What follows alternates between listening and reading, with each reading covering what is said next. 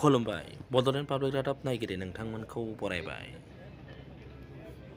बिसम्बि आरो बिजाब बेखेवनाय हाबाफारियाव दिनै बिसम्बिखौ बेखेवना होयो बानजाय आफादनि आफादगिरि लरेन्स इस्लारिया।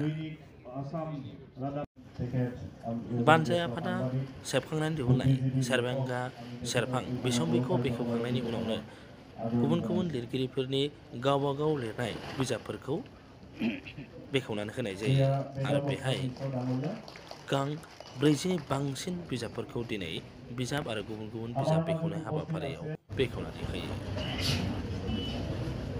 बिजाब बेखेवनाय हाबाफारिखौ आफादगिरिनि मासि लानानै दैदेननाय बर' थुनलाइ आफादनिनो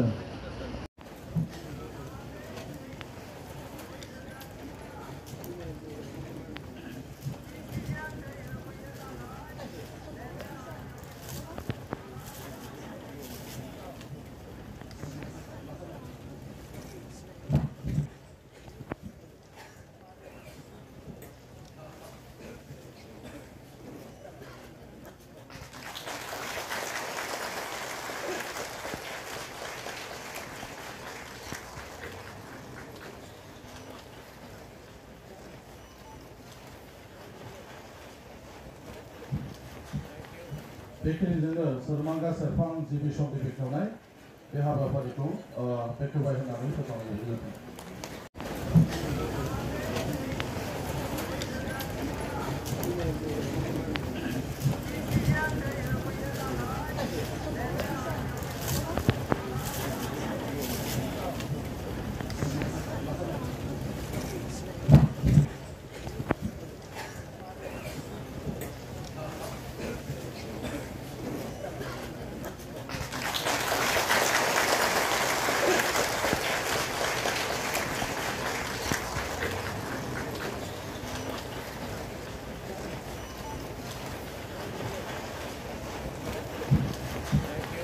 बेखिनिजोंनो सोरमांगा सेरफां जि बिसम्बि बेखेवनाय बे हाबाफारिखौ बेखेवबाय होननानै फोसावनाय जायो।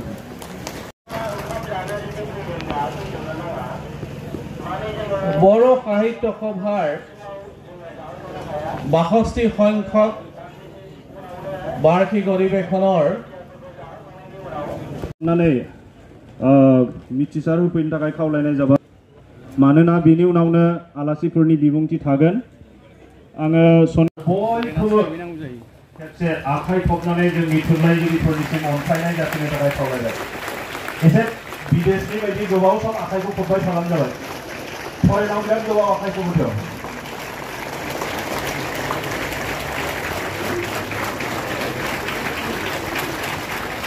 साबायखर साबायखर।